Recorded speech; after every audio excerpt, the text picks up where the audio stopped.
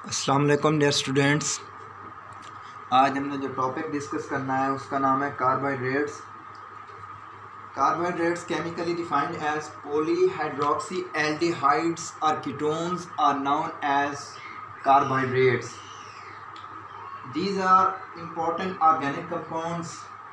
ये important organic compounds हैं जो कि लिविंग ऑर्गेनिजम्स के अंदर पाए जाते हैं और इनके अंदर कार्बन, हाइड्रोजन और ऑक्सीजन पाए जाते हैं। Meaning that these are compose of carbon, hydrogen and oxygen. They are rich in carbon hydrogen bonds. ये कार्बन हाइड्रोजन बॉन्ड से रिच होते हैं, जिनकी वजह से हम इनको क्या कहते हैं, एनर्जी रिच कंपाउंड्स। ये इनके अंदर कार्बन और हाइड्रोजन बॉन्ड्स ज़्यादा पाए जाते हैं, जिनकी वजह से हम इनको क्या कहते हैं, energy rich compounds. The formulas of many carbohydrates show one water molecule with carbon. इसका मतलब यह है कि कुछ फार्मूलाज के अंदर कार्बन के साथ एक वाटर मॉलिक्यूल ऐड होता है, जिसकी वजह से हम इनको क्या कहते हैं, हाइड्रेट्स ऑफ कार्बन। हम क्या कहते हैं, हाइड्रेट्स ऑफ कार्बन। और इनका जो जनरल फार्मूला है वो है CnH2nOn। CnH2ON क्या है इनका जनरल फार्मूला, ये है इनका जनरल फार्मूला। ये जो कंपाउंड्स हैं ये क्या करते हैं, जब इनकी हाइड्रोलाइसिस होती है तो ये क्या करते हैं, एल्डिहाइड्स और कीटोन्स को क्या करते हैं, यील्ड्स करते हैं, यानी प्रोवाइड करते हैं। ये जो कार्बोहाइड्रेट्स हैं ये बेसिकली एक बहुत बड़ा सोर्स है ग्रीन प्लांट्स से। The sources of carbohydrates are green plants. इसका मतलब ये है कि हम कार्बोहाइड्रेट्स को ग्रीन प्लांट से भी हासिल कर सकते हैं, क्योंकि ये उनका सबसे बड़ा ज़रिया है। और इनकी अब करते हैं क्लासिफिकेशन। इनके 3 बेसिक ग्रुप्स हैं, meaning that these are classified into 3 major groups which are monosaccharides, polysaccharides and disaccharides. Monosaccharides, disaccharides and polysaccharides. हम इनकी क्या करते हैं, क्लासिफिकेशन करते हैं, जिनके अंदर हम 3 मेजर ग्रुप्स को डिस्कस करते हैं। First one is monosaccharide, the second one is polysaccharide and the third one is disaccharide. First of all we can discuss monosaccharides. The carbohydrates which cannot be hydrolyzed further into simpler sugars. ऐसे carbohydrates जो further simpler sugars के अंदर differentiate या hydrolyse ना हो सके, हम उनको क्या कहते हैं, मोनोसैकेराइड्स। और हम इसकी चंद प्रॉपर्टीज़ डिस्कस करते हैं, जिनमें आती हैं इनका जो जनरल फार्मूला है वो है CnH2ON। और इधर जो N है उसकी वैल्यू क्या होती है, नियर अबाउट 3 to 7। इसका मतलब यह है कि for example in glucose N is equal to 6 and so it has chemical formula C6H12O6। जो ग्लूकोज का केमिकल फार्मूला है वो है C6H12O6। और ये क्या है, एक मोनोसैकेराइड है, क्योंकि हमने पहले पढ़ा है कि ये जो मोनोसैकेराइड्स होते हैं इनका जो इनके अंदर कार्बन एटम्स की तादाद 3 से 7 तक होती है, और ग्लूकोज के अंदर कार्बन कितने हैं, 6 हैं। मीनिंग दैट C6H12O6 इसके अंदर C6 का मतलब यह है कि इसके अंदर कार्बन की तादाद 6 है। आगे हमने इसकी नेक्स्ट कैरेक्टरिस्टिक है, ये आइदर पॉलीहाइड्रोक्सी भी हो सकते हैं, पॉलीहाइड्रोक्सी एल्डिहाइड्स भी हो सकते हैं, और ये कीटोन्स भी हो सकते हैं, ठीक है। और इसकी नेक्स्ट कैरेक्टरिस्टिक है कि the sugar with N aldehyde group, जो शुगर एल्डिहाइड ग्रुप के साथ होगा उसको हम एल्डो शुगर कहेंगे, और जो शुगर कीटोन के साथ होगा हम उसको क्या कहेंगे, कीटो शुगर। इनका जो टेस्ट होता है वो स्वीट होता है। ये रिडाइली सोल्यूबल इन वाटर। ये जो कार्बोहाइड्रेट्स हैं, मोनोसेक्राइड्स हैं, ये रिडाइली सोल्यूबल होते हैं, यानी कम्प्लीटली सोल्यूबल नहीं होते, ये रिडाइली क्या होते हैं, सोल्यूबल होते हैं। और इसकी एग्जांपल्स हैं ग्लाइसर एल्डिहाइड। मैंने आपको पहले भी कहा है कि ये जो एल्डो शुगर होते हैं, यानी जिनके साथ एल्डिहाइड होता है शुगर के साथ, हम उनको एल्डो शुगर कहते हैं। और ये ग्लाइसर एल्डिहाइड है, तो हम इसको क्या कहेंगे, एल्डो शुगर। और दूसरा है डाई हाइड्रोक्सी एसीटून कीटो शुगर है, तो जिनके साथ कीटोन आता है हम उनको कीटो शुगर कहते हैं। इसलिए डाई हाइड्रोक्सी एसीटून को हम क्या कहते हैं, कीटो शुगर। नेक्स्ट वन है क्लासिफिकेशन ऑफ मोनोसेक्राइड्स।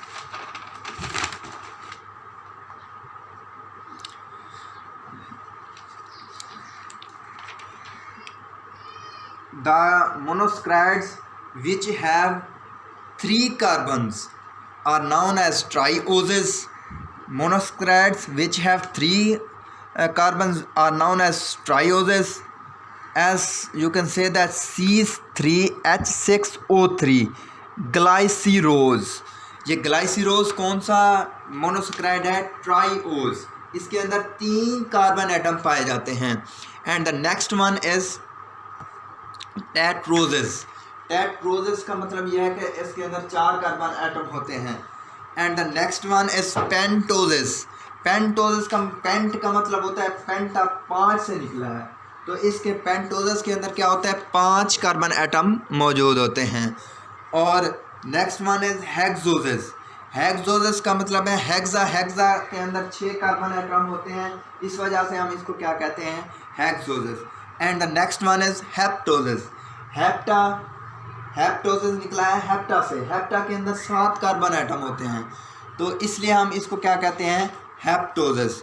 तो इनकी एग्जांपल ये हैं, ट्राइओजेस जो होते हैं उनको हम कहते हैं ग्लाइसिरोज, जो टेट्रोजेस होते हैं उनको हम कहते हैं अरिथ्रोज, और जो पेंटोजेस होते हैं उनको हम कहते हैं राइबोज। जिनके अंदर 5 कार्बन होते हैं उनको हम कहते हैं राइबोज, और जिनके अंदर 6 कार्बन होते हैं उनको हम कहते हैं glucose. And the last one is जिनके अंदर 7 कार्बन एटम होते हैं उनको हम कहते हैं ग्लूकोहेप्टोज। ठीक है। और इससे आगे है समटाइम्स ना हम इनके नेमिंग के दरमियान एल्डोजेस और कीटोजेस, एल्डिहाइड्स और कीटोन्स के अंदर डिस्टिंक्शन करते हैं, जो कि द सुफिक्स ओजेस, देखें ना, हम कहते हैं एल्डोजेस कीटोजेस, इसलिए सुफिक्स यूज़ करते हैं। जो एल्डिहाइड्स होते हैं उनके अंदर OSES यानी एल्डोजेस पढ़ते हैं, और जो कीटोन्स होते हैं उनके अंदर हम पढ़ते हैं ULOSES। जिस तरह हमने पहले भी पढ़ा है इस तरह सुफिक्स ULOSES कीटोन्स के लिए इस्तेमाल होता है। सिर्फ फ्रक्टोज के जो फ्रक्टोज है वो कॉमन एल्डोजेस के तौर पर यूज़ होता है। आगे मोस्ट अबंडेंट जो मोनोसेक्राइड इस नेचर के अंदर है वो है 6 कार्बन शुगर यानी डी ग्लूकोज। इस दुनिया के अंदर जो कार्बोहाइड्रेट्स पाए जाते हैं और उसकी जो टाइप मोनोसेक्राइड है और ज़्यादा पाई जाती है वो है 6 कार्बन वाली, और उसको हम क्या कहते हैं, डी ग्लूकोज। आप देख सकते हैं ये हमने स्ट्रक्चर बनाए हैं 3 कार्बन एटम वाला, और इसको हम कहते हैं ग्लाइसर एल्डिहाइड। ये जो ऊपर वाला पोर्शन है ये एल्डिहाइड्स को शो कर रहा है, ये आप देख सकते हैं। ठीक है, इसको ग्लाइसर एल्डिहाइड कहते हैं। और ये जो है ये कीटोन है, ये देख सकते हो आप, ये कीटोन को डबल बॉन्ड कीटोन को शो कर रहा है। और ये ग्लूकोज है, ये देखो 1 2 3 4 5 6, 6 कार्बन है, तो हमने पहले भी पढ़ा है ये जो ग्लूकोज होता है वो उसके अंदर 6 कार्बन होते हैं। तो आप देख सकते हैं कि 1 2 3 4 5 6, ठीक है। ये कौन सा शुगर है? एल्डो शुगर है, क्योंकि और ये आप देख सकते हैं फ्रुक्टोज के अंदर आप देखते हैं 1 2 3 4 5 6, इसके अंदर भी फ्रुक्टोज के अंदर भी क्या होता है?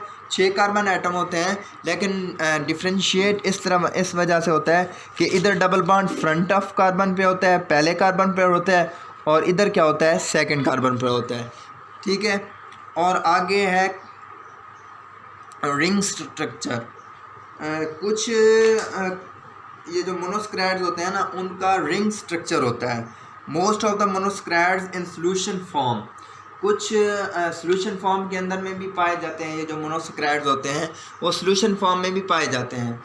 जो सोल्यूशन फॉर्म के अंदर पाए जाते हैं हम उनको क्या कहते हैं? राइबोफ्यूरानोज, फ्यूरानोज भी कहते हैं, पायरानोज भी कहते हैं। और जो 5 कार्बन के साथ अटैच होता है हम उसको फ्यूरानोज कहते हैं, और जो 6 कंसर्न कार्बन के साथ रिंग फॉर्म करता है उसको हम कहते हैं पायरानोज। हम उसको क्या कहते हैं? पायरानोज। आप देख सकते हैं जिसके अंदर 5 कार्बन होते हैं उनको हम क्या कहते हैं? फ्यूरानोज कहते हैं, और जिनके अंदर 6 कार्बन होते हैं उनको हम क्या कहते हैं? पायरानोज कहते हैं।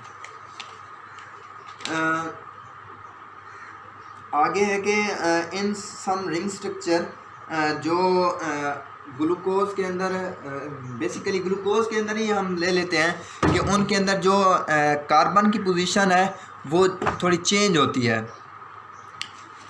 जिनके अंदर लोअर साइड पे होता है, ये आप देख सकते हैं कि ये जो OH ग्रुप है ना वो लोअर साइड पे है। कहाँ पे है? लोअर साइड पे। इस वजह से हम इनको क्या कहते हैं? Alpha glucose. और जिनके अंदर OH ग्रुप अपर साइड पे हो, आप देख सकते हो इधर अपर साइड पे है, हम जो जिनके अंदर OH ग्रुप अपर साइड पे हो हम उनको क्या कहते हैं?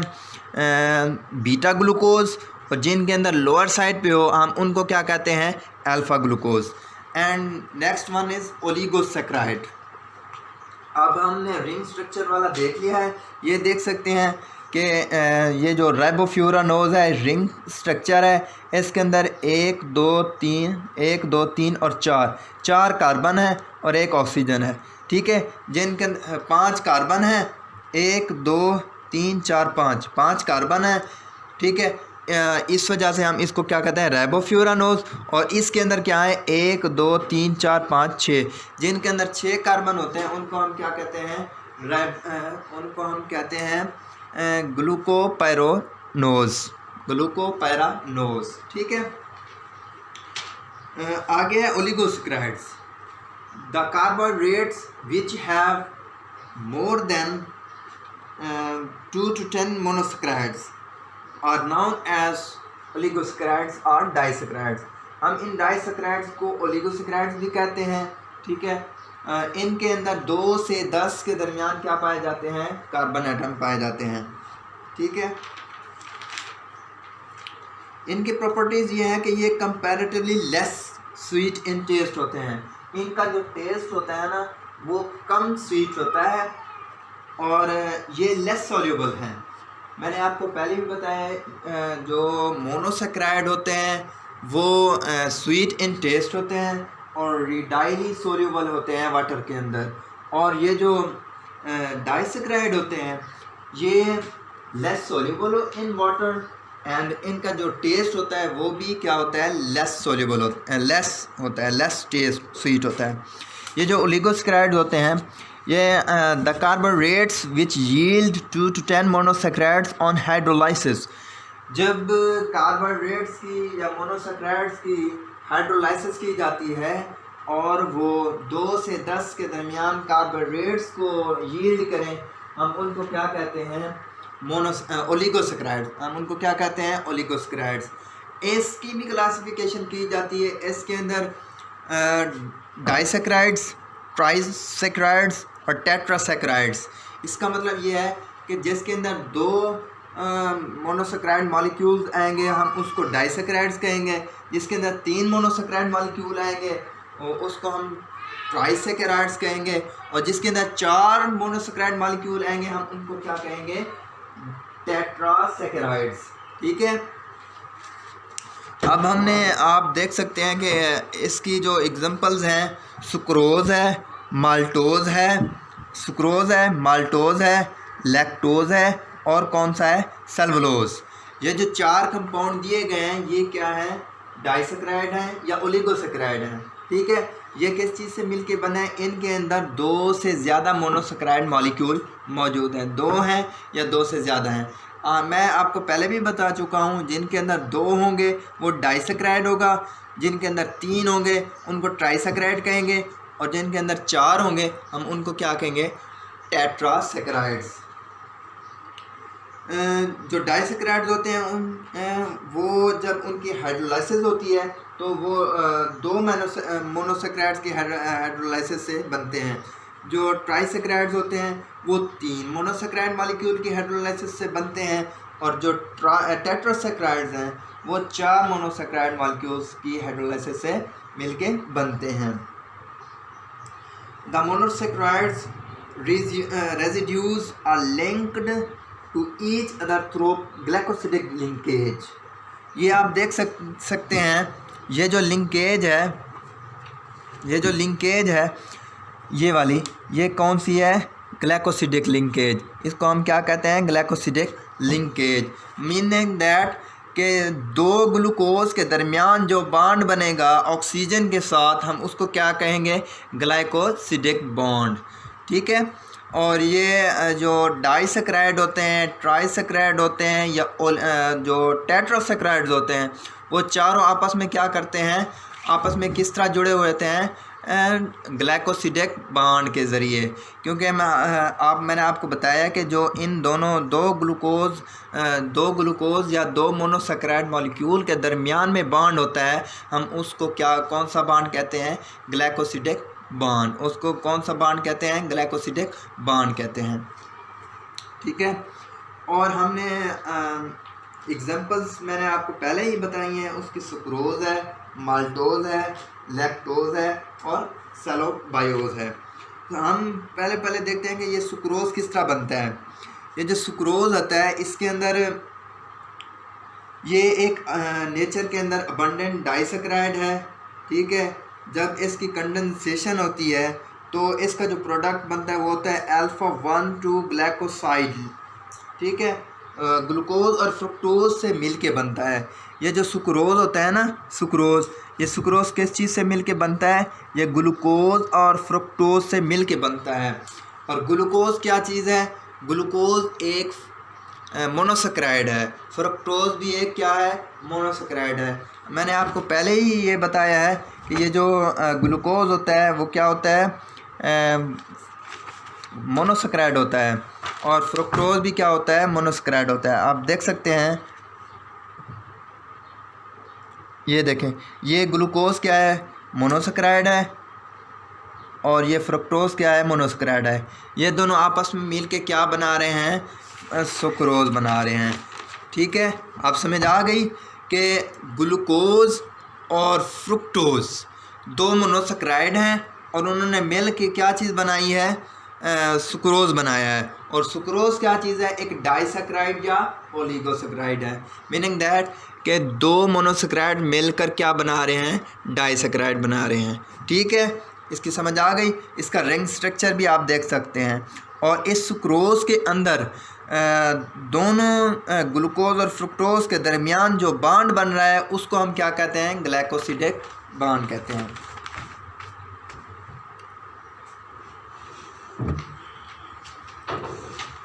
आगे जो है माल्टोज़, माल्टोज़ के अंदर ये भी एक डाइसैकेराइड है।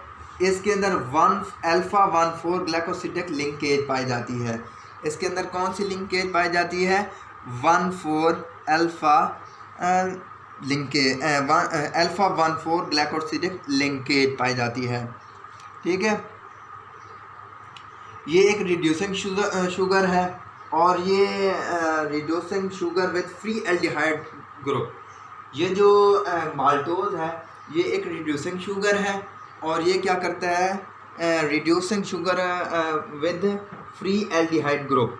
एल्डिहाइड ग्रुप के साथ क्या होता है, ये लिंक होता है। ये कौन सा है, ये एक रिड्यूसिंग शुगर है माल्टोज, और ये क्या करता है, इसके साथ अटैच होता है एल्डिहाइड ग्रुप के साथ। इसको ये कौन सा है, 1 अल्फ़ा 1 एंड 4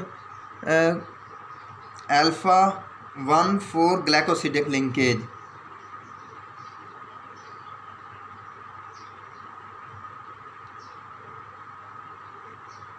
इनके दरमियान जो लिंकेज पाई जाती है वो होती है अल्फ़ा 1 4 ग्लाइकोसिडिक लिंकेज।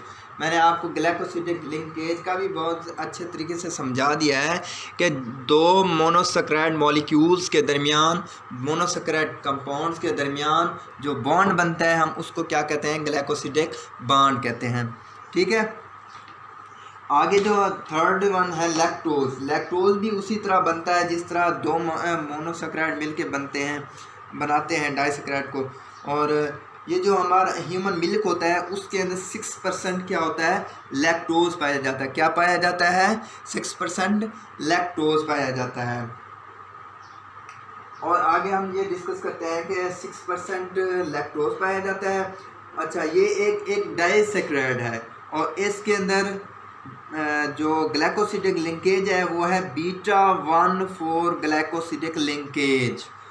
जिस तरह माल्टोज के अंदर अल्फ़ा 1 4 ग्लाइकोसिडिक लिंकेज थी, इसी तरह इसके अंदर कौन सी लिंकेज होती है, बीटा 1 4 ग्लाइकोसिडिक लिंकेज। ये ग्लैक्टोज और ग्लूकोज के मिलने से बनता है। ग्लैक्टोज एक मोनोसैकेराइड है और ग्लूकोज भी एक मोनोसैकेराइड है। तो हम इसको कह सकते हैं the disaccharide which is formed by galactose and glucose is known as lactose. और ये ह्यूमन मिल्क के अंदर 6% इसकी क्वांटिटी क्या है, पाई जाती है। और आगे लास्ट वन है सेलोबायोसिस। सेलोबायोज भी एक क्या है, डाइसैकेराइड है और ये आइडेंटिकल करता है माल्टोज से। क्या करता है, आइडेंटिकल करता है माल्टोज से। इसका मतलब ये है कि इसका जो स्ट्रक्चर है वो माल्टोज से मिलता जुलता है। ठीक है, और इसके अंदर जो लिंकेज पाई जाती है वो पाई जाती है बीटा 1 4 ग्लाइकोसिडिक लिंकेज। जिस तरह माल्टोज के अंदर अल्फ़ा 1 4 ग्लाइकोसिडिक लिंकेज, लैक्टोज के अंदर बीटा 1 4 ग्लाइकोसिडिक लिंकेज, उसी तरह सेलोबायोस के अंदर कौन सी पाई जाती है, बीटा 1 4 ग्लाइकोसिडिक लिंकेज। इसका मतलब ये है कि ये जो लैक्टोज है और ये जो सेलोबायोस है, इनके अंदर जो ग्लाइकोसिडिक लिंकेज पाई जाती है वो सेम पाई जाती है। क्योंकि लैक्टोज के अंदर भी बीटा 1 4 ग्लाइकोसिडिक लिंकेज है और लैक्टोज के अंदर भी कौन सी लिंकेज है, बीटा 1 4 ग्लाइकोसिडिक लिंकेज। आगे हमने डिस्कस करना है polysaccharide. Polysaccharides, the carbohydrates which on hydrolysis give more than 10 monosaccharide units। ये जो पॉलीसैकेराइड्स होते हैं ये क्या करते हैं, the carbohydrates which yield more then 10 monosaccharides unit. इसका मतलब यह है कि इसके अंदर हमने मोनोसैकेराइड के अंदर पढ़ा था कि वो 3 से 7 कार्बन से मिलके बनते हैं, और डाइसैकेराइड का हमने ये पढ़ा है कि जो 2 से 10 के दरमियान मोनोसैकेराइड से मिलकर बनते हैं। और ये जो पॉलीसैकेराइड हैं ये 10 से ज़्यादा मोनोसैकेराइड से मिलकर बनते हैं, 10 से ज़्यादा मोनोसैकेराइड से मिलकर बनते हैं। और इसके अंदर ये मोस्ट कम्प्लेक्स और अबंडेंट कार्बोहाइड्रेट्स हैं नेचर के अंदर। ये क्या है, नेचर के अंदर मोस्ट कम्प्लेक्स और मोर अबंडेंट कार्बोहाइड्रेट्स हैं नेचर के अंदर। इसकी हम कैरेक्टरिस्टिक डिस्कस करते हैं। इनका जो मॉलिक्यूलर वेट होता है वो हाई होता है। ठीक है, और ये क्या करते हैं, ये भी ग्लाइकोसिडिक बॉन्ड्स बनाते हैं। इनका जो जनरल फार्मूला है वो है C6H10O5N। ठीक है, और इनके अंदर इनका जो स्ट्रक्चर होता है वो ब्रांच्ड स्ट्रक्चर होता है, और यूजुअली क्या होता है, इनका जो टेस्ट होता है वो कम होता है। मीनिंग दैट हम इन तीनों का मुवाजना कर सकते हैं, इन तीनों के दरमियान डिस्टिंक्शन कॉज कर सकते हैं, डिस्टिंक्शन डिस्कस करते हैं कि ये जो मोनोसेक्राइड होते हैं उनका जो टेस्ट होता है वो स्वीट होता है, और डाइसेक्राइड का टेस्ट कौन सा होता है, लेस स्वीट होता है। और ये जो पॉलीसेक्राइड होते हैं इनका यूजुअली क्या होते हैं, ये टेस्ट लेस होते हैं, इनका टेस्ट ही नहीं होता। जो मोनोसेक्राइड है उनका स्वीट टेस्ट होता है, डाइसेक्राइड का कुछ कम स्वीट यानी लेस स्वीट होते हैं, और ये जो पॉलीसेक्राइड है इनका टेस्ट होता ही नहीं है। ठीक है, और हमने यूजुअली नेक्स्ट हमने इसका ये करना है कि ये स्पेरिंगली सोल्यूबल होते हैं वाटर के अंदर। जो मोनोसेक्राइड हैं वो रेडाइली सोल्यूबल होते हैं, और ये जो डाइसेक्राइड होते हैं ये लेस सोल्यूबल होते हैं वाटर के अंदर, और ये क्या होते हैं, स्पेरिंगली सोल्यूबल होते हैं। मीन कि कुछ हल होते हैं और कुछ हल नहीं होते हैं। अब हम इसकी करते हैं क्लासिफिकेशन। हम इसकी क्या करते हैं, क्लासिफिकेशन। इसके अंदर दो चीज़ें पाई जाती हैं, इसकी हमने क्लासिफिकेशन करनी है। एक जो है वो है होमोपॉलीसेक्राइड, दूसरा कौन सा है, हेट्रोपॉलीसेक्राइड। मीनिंग दैट कि इनके अंदर कुछ दो तरह के पॉलीसेक्राइड पाए जाते हैं। एक है होमोपॉलीसेक्राइड, दूसरा है हेट्रोपॉलीसेक्राइड। जो होमोपॉलीसेक्राइड होते हैं वो होमोपॉलीगांस भी कहलाते हैं। क्या कहलाते हैं, होमोपॉलीगांस। और polysaccharides which on hydrolysis yield single kind of monosaccharide residue। इसका मतलब यह है कि होमो, वैसे हम ऑलरेडी पढ़ चुके हैं कि होमो का मतलब एक होता है, तो ऐसे कार्बोहाइड्रेट्स, ऐसे polysaccharides which can yield only one, which can be yield on hydrolysis by one monosaccharide are known as homopolysaccharides। इसका मतलब यह है कि ये एक मोनोसेक्राइड मॉलिक्यूल की हाइड्रोलाइसिस से बनते हैं। और इनकी example, some of the examples हैं स्टार्च, ग्लाइकोजन, सेलुलोज, और the last one is chitin. ये चार क्या चीज़ें हैं, होमोपॉलीसेक्राइड्स हैं। क्या हैं, स्टार्च, ग्लाइकोजन, सेलुलोज और काइटन। ये चार क्या हैं, होमोपॉलीसेक्राइड्स हैं। अब हम स्टार्च को और दूसरी जो टाइप है वो है हेट्रोपॉलीसेक्राइड यानी heteropolyglycans. The polysaccharides which on hydrolysis yield more than one kind of monosaccharides are known as monosaccharide residue. इसका मतलब ये है कि ये जो हेट्रोपॉलीसेक्राइड्स होते हैं वो क्या करते हैं, मोर than one kind of monosaccharide को क्या करते हैं, यील्ड करते हैं। उधर होमोपॉलीसेक्राइड्स के अंदर एक मोनोसेक्राइड वो क्या करता है, एक काइंड यील्ड होती है। ठीक है, और हेट्रोपॉलीसेक्राइड्स के अंदर क्या होता है कि more than two kind of monosaccharides are yield. ठीक है, अब हमने पहला डिस्कस करना है स्टार्च। स्टार्च क्या चीज़ होती है, ये एक वाइट सॉफ्ट एमॉर्फस पाउडर होता है और इसके अंदर स्वीटनेस भी कम होती है। ये क्या है, सॉफ्ट एमॉर्फस और वाइट पाउडर होता है। ठीक है, इनके अंदर ये क्या करता है, लैक करता है स्वीटनेस को। ठीक है, ये फ्रूट्स के अंदर पाया जाता है, ग्रेन्स के अंदर, ट्यूबर्स के अंदर और सीड्स के अंदर पाया जाता है। ठीक है, अब समझ आ गई कि ये जो स्टार्च होते हैं वो किस किस चीज़ में पाई जाती है। ये ग्रेन्स के अंदर पाई जाती है, ट्यूबर्स के अंदर होती है, ग्रेन्स के अंदर, सीड्स के अंदर और फ्रूट्स के अंदर।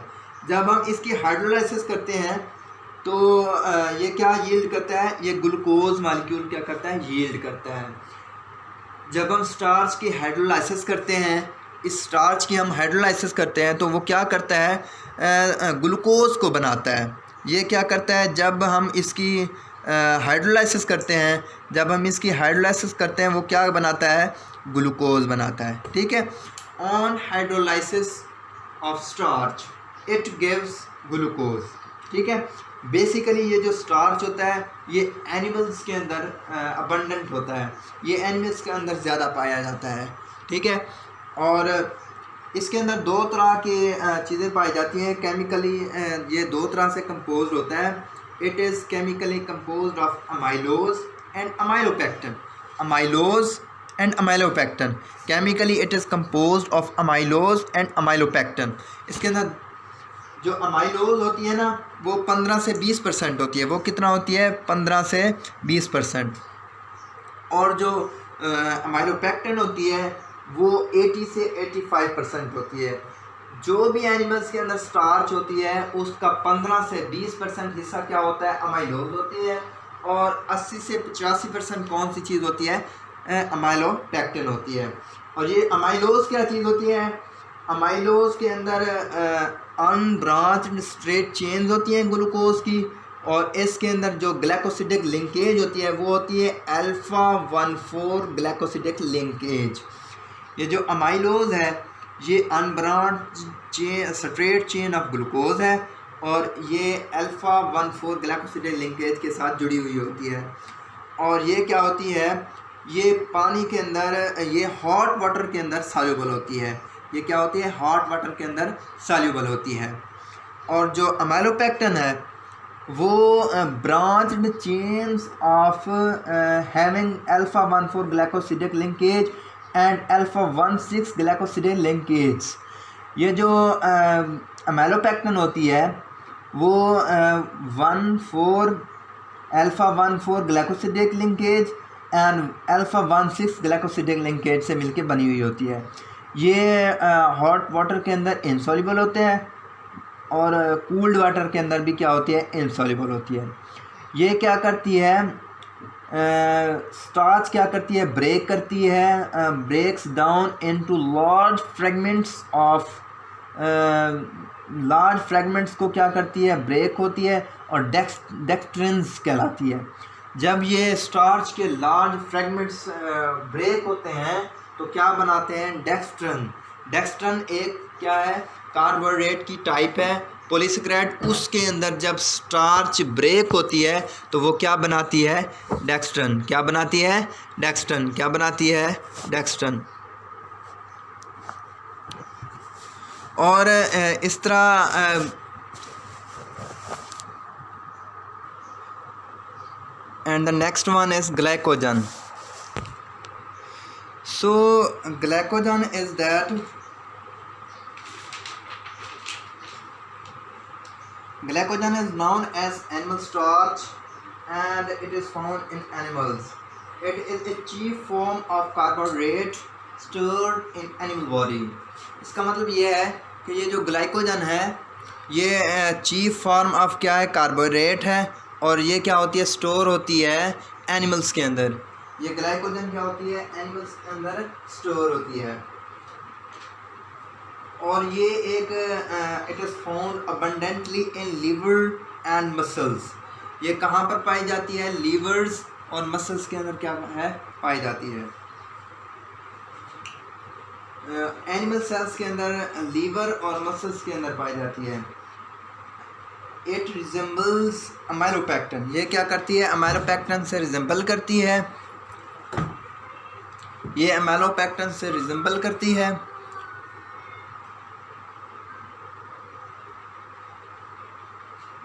Accept shorter chain of 10 to 20 glucose units only. ये क्या करती है? अमाइलोपेक्टिन से वेरी करती है और 10 से 20 क्या करती है? 10 से 20 चेन्स के दरमियान इसका क्या आता है? डिफरेंस आता है। ग्लूकोज का क्या आता है? डिफरेंस आता है। Meaning that it resembles amylopectin except shorter chain of 10 to 20 glucose units only. It is white powder. ये क्या है? वाइट पाउडर है। कंपैरेटिवली सोल्यूबल होता है। ये क्या है? कंपैरेटिवली सोल्यूबल होता है किस चीज़ के अंदर? It is comparatively soluble, it is comparatively more soluble in water than amylopectin. ये क्या होता है? कंपैरेटिवली सोल्यूबल होता है वाटर के अंदर। Instead it is comparatively soluble in water than amylopectin. ये क्या है, अमेलोपेक्टिन से मोर सॉल्युबल होता है किसके अंदर, वाटर के अंदर। ठीक है, ये क्या करता है, जब इसकी हाइड्रोलाइसिस होती है तो ये क्या चीज़ यील्ड करता है, ग्लूकोज को यील्ड करता है। क्या करता है, ग्लूकोज को यील्ड करता है। जब इसकी हाइड्रोलाइसिस होती है तो ये क्या करता है, ग्लूकोज को यील्ड करता है। इसके अंदर जो लिंकेज पाई जाती है और ये क्या करता है, glycogen gives red colour with iodine. ये आयोडीन के साथ क्या, कौन सा कलर देता है, रेड कलर देता है। आयोडीन के साथ कौन सा कलर देता है, रेड कलर देता है। ठीक है, and the next one is cellulose. और अगला कौन सा है, cellulose. Cellulose is the most abundant carbohydrate in nature. ये क्या है कि सेलुलोज नेचर के अंदर मोस्ट अबंडेंट कार्बोहाइड्रेट है। ठीक है, ये हाईली इनसॉल्युबल होता है वाटर के अंदर। ठीक है, ये अमाइलोज से रिजेंबल करता है। किस चीज़ से रिजेंबल करता है, ये अमाइलोज से रिजेंबल करता है। और इसके अंदर except linkage with β14 glycosidic. β14 glycosidic linkage के अलावा ये किस चीज़ से रिजेंबल करता है, अमाइलोज से रिजेंबल करता है। और ये मेन कॉन्स्टिट्यूएंट है सेल का, प्लांट सेल का। प्लांट सेल के अंदर जो सेल वॉल पाई जाती है उसका मेन कॉन्स्टिट्यूएंट सेलुलोज है। और ये क्या करता है, रिजेंबल ऑन हाइड्रोलाइसिस।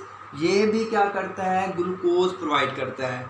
जब सेलुलोज की हाइड्रोलाइसिस होती है तो ये क्या करता है, उसको प्रोवाइड करता है, ग्लूकोज को प्रोवाइड करता है। On hydrolysis of cellulose it gives glucose molecules.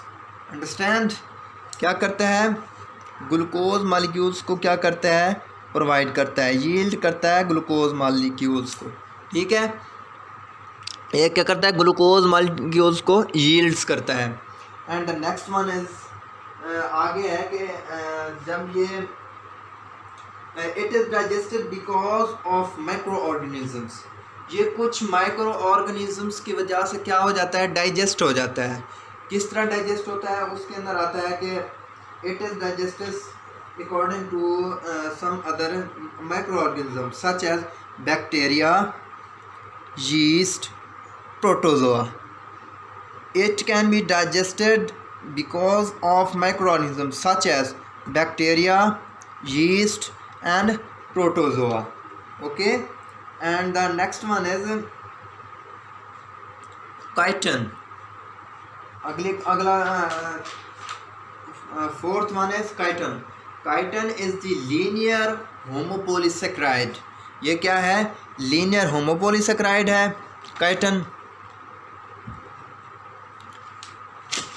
Linear homopolysaccharide, अच्छा, found in cell walls of plant cells, fungal cells. Chitin is present in cell walls of fungal cells and also present in arthropods cuticle. ये जो polymer है और chitin, ये एक polymer है। The polymer is composed of alternating units of N acetyl glucosamine linked with through β14 glycosidic linkage. β14 glycosidic linkage. The material takes the form of fibrillar structure as in case of cellulose. जब cellulose के साथ इसको compare किया जाता है तो ये एक फाइब्रल स्ट्रक्चर बनाता है। और ये किस चीज़ के साथ लिंक्ड होता है, ये लिंक्ड होता है एन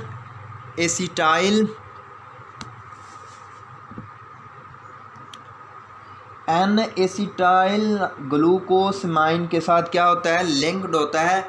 और इसके अंदर जो ग्लाइकोसिडिक बॉन्ड लिंकेज बनाती है वो होती है β14 ग्लाइकोसिडिक लिंकेज।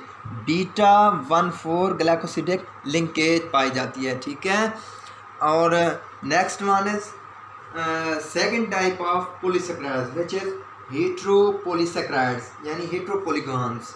मैंने आपको पहले भी बताया है कि ये जो हेट्रोपोलीगॉन्स होते हैं या हेट्रोपोलीसेक्राइड्स होते हैं, ये कौन से होते हैं, जिनके अंदर मोर than one kind of monosaccharides present होते हैं.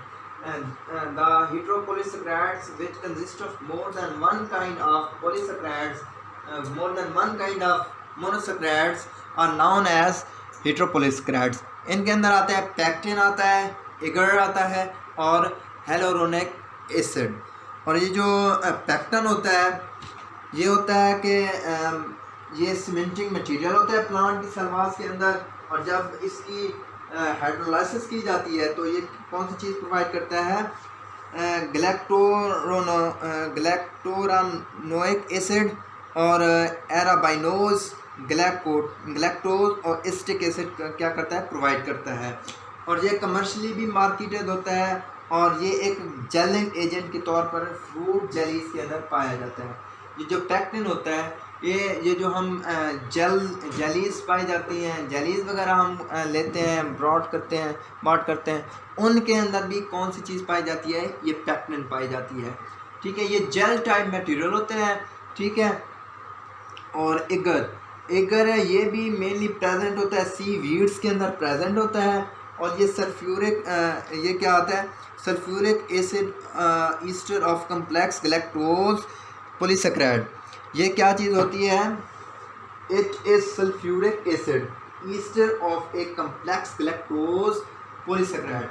ये एक ग्लैक्टोज पॉलीसेक्राइड का इस सल्फ्यूरिक एसिड ईस्टर के तौर पर एक्ट करता है. ठीक है, और लास्ट में है हाइलोरोनिक एसिड. ये अनब्रांच्ड पॉलीमर है consisting of alternating residues of N-acetyl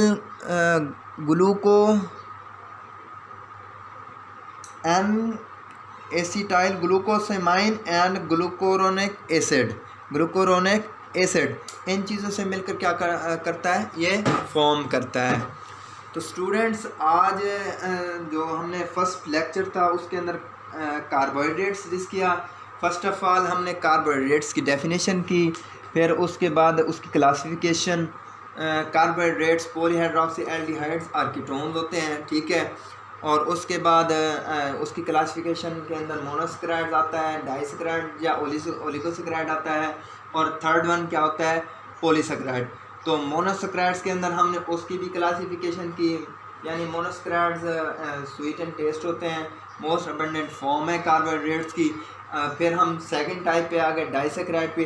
disaccharide के अंदर ये जो मोर than 2 to 10 carbon atoms, meaning that के इनके अंदर 2 से 10 मोनोसेक्राइड मिल के क्या बनाते हैं, डाइसेक्राइड बनाते हैं. और फिर हम ने उसकी क्लासिफिकेशन की, जिसके अंदर डाइसेक्राइड आया, ट्राइसेक्राइड आया, टेट्रासेक्राइड आया. ठीक है, उसके बाद हमने उनकी एग्जांपल डिस्कस की, सुक्रोज, माल्टोज, लैक्टोज, ठीक है, सेलोबायोज. फिर लास्ट में हम आ गए पॉलीसेक्राइड पे. पॉलीसेक्राइड के अंदर भी हमने उसकी पहले डेफिनेशन की, फिर उसकी क्लासिफिकेशन, जिसके अंदर हमने ये डिस्कस किया कि हेट्रोपोलीसेक्राइड और होमोपोलीसेक्राइड क्या होते हैं. फिर हमने होमोपोलीसेक्राइड की डिस्कशन की, जिसके अंदर हमने स्टार्च को डिस्कस किया, ग्लाइकोजन को डिस्कस किया, सेलुलोज को डिस्कस किया. ठीक है, काइटन. और फिर आ गए हेट्रोपोलीसेक्राइड के अंदर भी हमने पैक्टिन को डिस्कस किया, एगर को डिस्कस किया, अगर को, और हाइलोरोनिक एसिड को हमने क्या किया, डिस्कस किया. So students, now we will discuss about lipids. Anyone know? Lipids are non-polar organic molecules which are insoluble in polar water but soluble in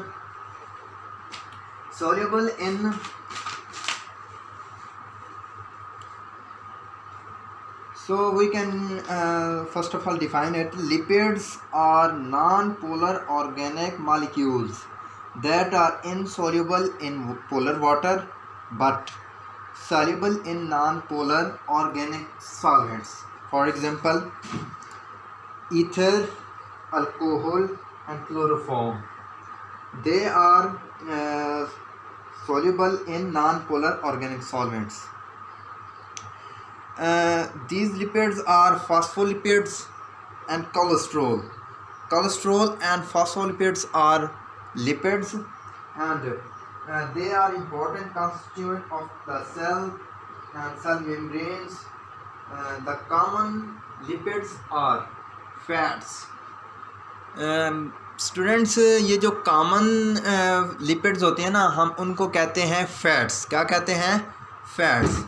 और अब हम लिपिड्स को करते हैं, और जो ये लिपिड्स होते हैं ना, इनके अंदर कार्बन, हाइड्रोजन, ऑक्सीजन, नाइट्रोजन और फॉस्फेट पाए जाते हैं. उधर हम कार्बोहाइड्रेट्स में हम कौन कौन सी चीज़ें डिस्कस करते हैं, उनके अंदर क्या क्या चीज़ें पाई जाती हैं. उनके अंदर पाए जाते हैं, एक तो कार्बन पाया जाता है, हाइड्रोजन पाया जाता है, और कौन सी तीसरी चीज़ पाई जाती है? ऑक्सीजन. ठीक है. और इसके अंदर क्या क्या चीज़ें पाई जाती हैं? इसके अंदर पाई जाती हैं कार्बन, हाइड्रोजन, ऑक्सीजन, नाइट्रोजन और कौन सी चीज़? फास्फोरस. ठीक है. There is a common subunit in their structure. इनके अंदर एक कॉमन सब यूनिट स्ट्रक्चर है, और इनका जो प्राइमरी बिल्डिंग ब्लॉक्स है लिपिड्स का, वो कौन सी चीज़ है? Fatty acids. वो कौन सी चीज़ है? Fatty acids. ठीक है. और a common feature of all such compounds are their solubility properties. ठीक है. अब हमने इसकी करनी है क्लासिफिकेशन. इसकी क्लास है there is no internationally accepted system of the classification of lipids, but they are classified into saponification and non-saponification. Saponification, what is saponification? Students, ये जो saponification होती है, the formation of soap is known as saponification. ठीक है. अब दो तरह की क्लासिफिकेशन है, दो तरह की इसकी टाइप्स हैं लिपिड्स की. means saponifiable lipids and the other one is non-saponifiable lipids. ये जो saponifiable lipids होती हैं, the lipids that consist of compounds whose molecules have one or more groups that can be hydrolyzed or saponified. इसका मतलब ये है कि ये जो saponifiable lipids होती हैं, ये क्या कंसिस्ट करती हैं कि इनके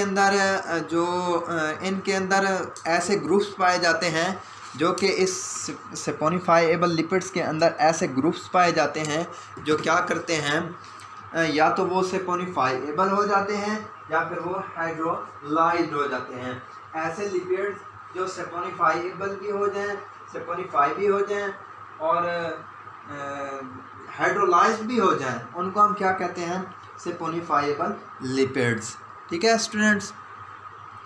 आगे अब हमने कंप्लीट इसको डिस्कस करना है saponifiable लिपिड्स को.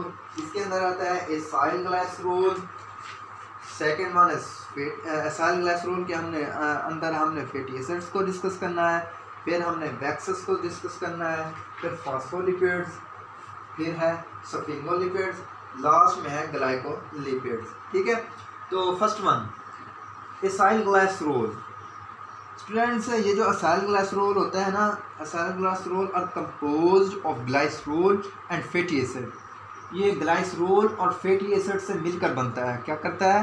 ग्लाइसरोल और फैटी एसिड से मिलकर बनता है. The most widely spread acyl glycerol is try acyl. Most widely used होने वाला कौन सा ट्राईग्लाइसराइड है? वो है ट्राई एसाइल ग्लाइसरोल. और इसको हम क्या कहते हैं? ट्राईग्लाइसराइड. क्या कहते हैं? ट्राईग्लाइसराइड. क्या कहते हैं? ट्राईग्लाइसराइड. क्या कहते हैं? ट्राईग्लाइसराइड. ठीक है. और ये जो ट्राई एसाइल ग्लाइसरोल है, जिसको हम ट्राईग्लाइसराइड्स भी कहते हैं, ये क्या है? एक न्यूट्रल लिपिड है. क्या है? एक न्यूट्रल लिपिड. ठीक है स्टूडेंट्स. केमिकली एसाइल ग्लाइसरोल्स इस तरह डिफाइन होते हैं कि esters of fatty acids and alcohol. Fatty acids और अल्कोहल के ईस्टर्स को हम क्या कहते हैं? ट्राईग्लाइसराइल या एसाइल ग्लाइसरोल. ठीक है स्टूडेंट्स. आगे है बेटा an ester is the compound. अब हम esters of fatty acids and alcohol तो हो गया एसाइल ग्लाइसरॉल। अब इसके अंदर एक टर्म यूज़ हो रही है ईस्टर। तो हमने ईस्टर किस तरह डिफ़ाइन करना है, ठीक है। अब हमने किस चीज़ को डिफ़ाइन करना है, ईस्टर को। An ester is the compound produced as result of a chemical reaction of an alcohol with an acid and a water molecule is released as shown above। अब हमने ये देखें, ये हमने एक रिलेशन बनाया है, ठीक है, और जिसके अंदर हमने ये देखना है कि आप देख सकते हैं कि एक वाटर मॉलिक्यूल भी रिलीज़ हुआ है इस स्ट्रक्चर के। देखें, ये देखिए, ये 3 फैटी एसिड हैं, as you can see here 3 fatty acids हैं, ठीक है, और ग्लाइसरॉल के साथ अटैच होके क्या बना रहे हैं, ग्लाइसरॉल भी बना रहे हैं। और ये देखें, ये 3 पानी के मॉलिक्यूल भी क्या हो रहे हैं, रिलीज़ हो रहे हैं, ठीक है। वो इधर यही चीज़ बता रहा है कि जब एक ईस्टर कंपाउंड, ये ईस्टर कंपाउंड किस चीज़ का रिजल्ट होता है, जब एक अल्कोहल का एसिड के साथ रिएक्ट होता है और एक वाटर मॉलिक्यूल भी रिलीज़ होता है, तो उसको हम क्या कहते हैं, एन ईस्टर, ठीक है। अब आगे नेक्स्ट हमारा टॉपिक है फैटी एसिड्स। क्या है हमारा, fatty acids. The term fatty acid originates from their isolation from fats. ये कहाँ से आइसोलेट होते हैं, फैट से आइसोलेट होते हैं। कहाँ से, फैट से, ठीक है। अच्छा, आगे हम ये देखें, वो कहता है कि each fatty acid consists of a long hydrocarbon chain with carboxyl group and more than 70 fatty acids have been identified in nature. Majority of the fatty acids have 16 to 18 carbon atoms and they have general formula। अब आपने monosaccharides का भी general formula देखा, polysaccharides का भी देखा। तो अब जो इधर कह रहा है कि जो फैटी एसिड्स का जनरल फार्मूला है वो है R सिंगल बॉन्ड COOH, ठीक है, where R stands for alkyl group mean hydrocarbon chain, ठीक है। The naturally occurring fatty acids below 8 carbon atoms are liquid at room temperature. अब वो इधर ये कहता है कि ये जो नेचुरली अकरिंग फैटी एसिड्स हैं, यानी और जो 8 से कम उनके अंदर कार्बन एटम पाया जाता है, हम वो रूम टेम्परेचर पर क्या होते हैं, वो लिक्विड होते हैं रूम टेम्परेचर पर, और वो क्या होते हैं, वोलेटाइल होते हैं। सम maxes may have fatty acids such which contain up to 34 carbon atom. इसका मतलब यह है कि कुछ वैक्सेस के अंदर 34 कार्बन एटम होते हैं। कितने होते हैं, 34 कार्बन एटम पाए जाते हैं, ठीक है। Fatty acid contains 4 to 30 of carbon atoms in separate chain attached with hydrogen having acidic group COOH, यानी कार्बोक्सिल ग्रुप, ठीक है, जो कंटेन करते हैं कुछ फैटी एसिड जो 4 से 30 कार्बन एटम रखते हैं, वो कार्बोक्सिल ग्रुप के साथ अटैच होते हैं, और कुछ ऐसे होते हैं जो कि कार्बन एटम को कंटेन नहीं करते, ठीक है। और जो दूसरे होते हैं they may have no double bond mean saturated fatty acids, जिनके अंदर 6 कार्बन एटम पाए जाते हैं।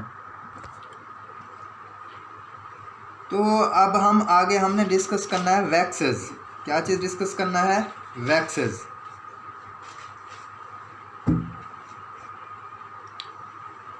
Waxes are esters of long chain alkanes. ये क्या होते हैं, अल्केन्स के लॉन्ग चेन ईस्टर होते हैं, ठीक है, with odd number. Odd mean C25 to C35, यानी कार्बन 25 से लेकर कार्बन 35 तक जो भी कार्बन के कंपाउंड बनते हैं, हम उनको क्या कहते हैं, वैक्सेस। क्या कहते हैं, हम उनको वैक्सेस कहते हैं। ये और इनके अंदर long chain monohydric alcohols ketones and long chain fatty acids meaning that long chains of alcohols, aldehydes and ketones, these are known as waxes with odd number. ये जब हम वैक्सेस को टच करते हैं तो ये किस तरह फील करते हैं, एक तो ये स्लिपरी फील होते हैं और हार्डर फील होते हैं, और ये क्या होते हैं, लेस रेडाइली सोल्यूबल इन वाटर होते हैं, ठीक है। Lipase is an wax is a waxes and which cannot be hydrolyzed by waxes. Lipase cannot hydrolyze waxes, so they have no nutritional value, ठीक है। Waxes are widespread and protective coating on fruits, flowers and leaves. ये क्या करते हैं, protective covering provide करते हैं flowers पर, fruits पर, ठीक है, और लीव्स पर। Waxes protect plants from water loss and abrasive damage. Water loss और एब्रेसिव डैमेज से क्या करते हैं, वाटर से क्या करते हैं, प्रोटेक्शन प्रोवाइड करते हैं। आगे है कि ये जो वैक्सेस होते हैं वो प्रोटेक्ट करते हैं एक्सोस्केलेटन को, ठीक है। They provide water barrier for insects, birds, ये बर्ड्स और इंसेक्ट्स के लिए क्या करते हैं, बैरियर प्रोवाइड करते हैं। और ये सच एज एनिमल्स, शीप, ये जो वैक्सेस की कोटिंग होती है ना, ये क्या प्रिवेंट करती है इन प्लांट्स और एनिमल्स के जो इन्फेक्शन होते हैं उनसे क्या करती है, प्रोटेक्शन प्रोवाइड करती है, उनसे क्या करती है, प्रोटेक्शन प्रोवाइड करती है। कमर्शली भी ये वैक्सेस इम्पोर्टेंट होते हैं बिकॉज ये कॉस्मेटिक्स के अंदर भी इस्तेमाल होते हैं, ऑर्नामेंट्स में भी इस्तेमाल होते हैं, और क्या होता है, पॉलिशेस में भी इस्तेमाल होते हैं। The next one is phospholipids. Next one क्या है, फॉस्फोलिपिड्स। ये जो फॉस्फोलिपिड्स होते हैं ना, ये फॉस्फोलिपिड्स आर स्पेनिफाइएबल लिपिड्स। मैंने आपको बताया ना कि द स्पेनिफाइएबल लिपिड्स कौन से होते हैं, the lipids which can be hydrolyzed or saponifies the lipids group. Lipids group को क्या करते हैं, सेपोनिफाई कर देते हैं या हाइड्रोलाइज कर देते हैं, उनको हम क्या कहते हैं, सेपोनिफाइएबल लिपिड्स। तो फॉस्फोलिपिड्स भी क्या है, सेपोनिफाइएबल लिपिड्स हैं, और ये क्या होते हैं, फैट्स और ऑयल से डिफरेंट होते हैं बिकॉज इनके अंदर फास्फोरिक एसिड और नाइट्रोजनस कंपाउंड्स मौजूद होते हैं, ठीक है। जो इनके अंदर फैटी एसिड मौजूद होते हैं वहाँ पर क्या करते हैं, इनके अंदर फास्फोलिपिड्स के अंदर क्या होता है, नाइट्रोजनस कंपाउंड्स और फास्फोरिक एसिड पाया जाता है इंस्टेड ऑफ, जहाँ हमने पहले ये कह रहे थे कि फैट्स और ऑयल्स होते हैं, ये क्या होते हैं, फास्फोलिपिड्स फैट्स और ऑयल से डिफरेंट होते हैं, ठीक है। और ये जो फास्फोलिपिड्स होते हैं ना, ये फैटी एसिड और ग्लिसरॉल से डिफरेंट होते हैं, और ये क्या है, they are derivative of phosphatidic acid.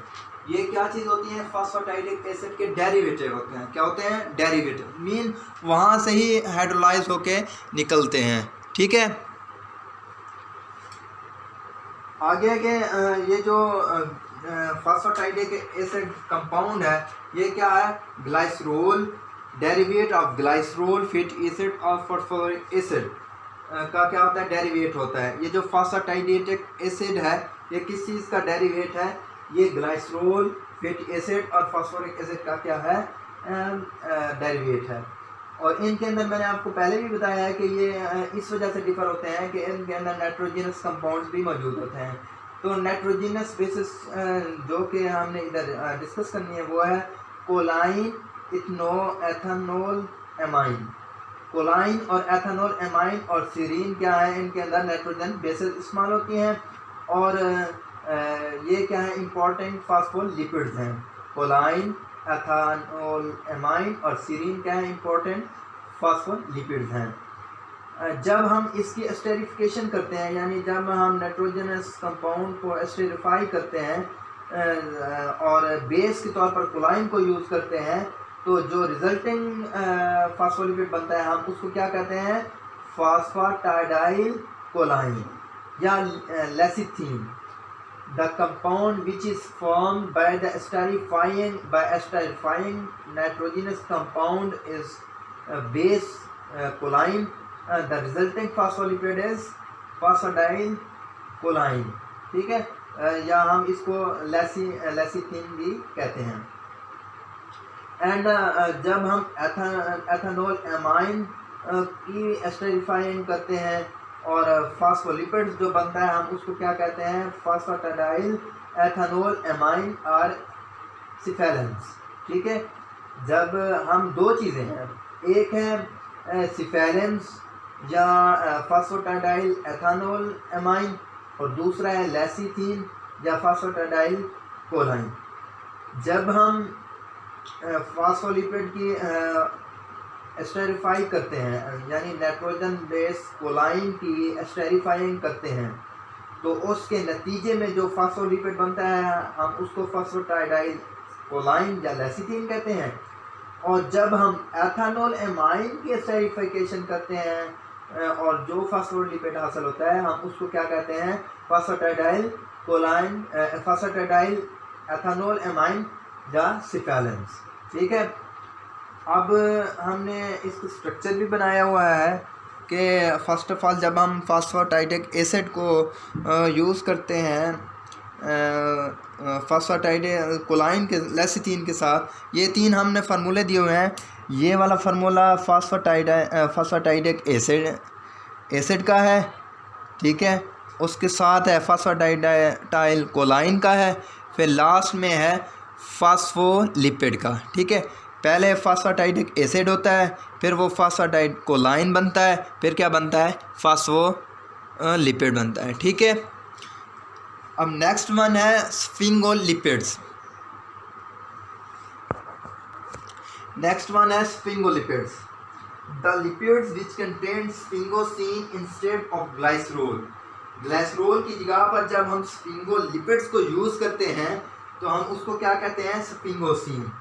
और जब तो स्फिंगोसिन इसकी जगह ग्लाइसरोल की जगह एक बैकबोन के तौर पर इस्तेमाल होती है तो हम उसको क्या कहते हैं, स्फिंगोलिपिड्स, ठीक है।